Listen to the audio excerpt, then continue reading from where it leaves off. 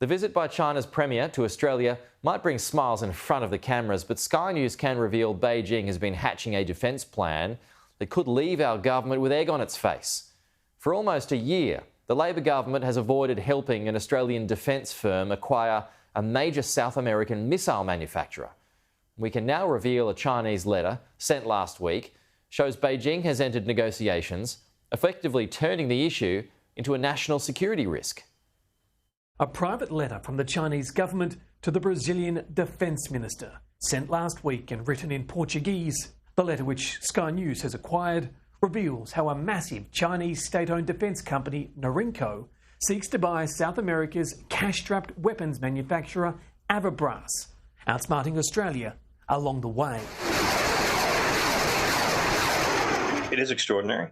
I guess it's the sporting equivalent of an own goal. Extraordinary, says frustrated CEO Travis Reddy, because his company, Defentex, has been practically begging our government to lend it the $70 million needed to close the roughly $200 million deal to buy up Avabras. For the life of me, I cannot understand why we wouldn't do this. If China, with all of its industrial power, can see the value in acquiring Avabras, the CEO doesn't understand why the Australian government can't also see it. By making a small investment, we gain greater capability to defend ourselves. Canberra's support would allow the Aussie company to construct advanced rockets, missiles and hardware in South America and back here in Victoria at a bargain price for our ADF.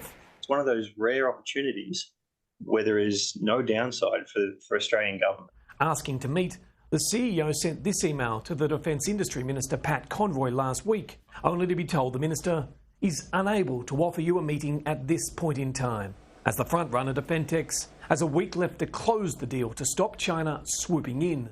We've attempted to get support for the last 18 months, 18 months of no headway, and now at the last minute, we have China stepping in and taking the prize. Frustrated, we found the CEO at Singapore Airport en route to a World Trade Show, hoping to convince a European government to step up and prevent the intellectual property falling into Beijing's hands if Australia won't act. It just doesn't make any sense. Former Senator Rex Patrick fears the long-range weapons would upgrade China's arsenal and could end up being used against us in a conflict over Taiwan.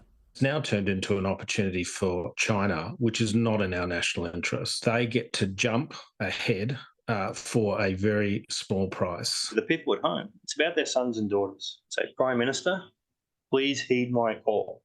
This is a vital issue for Australia's national defence and a vital issue for our sovereignty. As all agree, we have entered the most dangerous phase since World War II.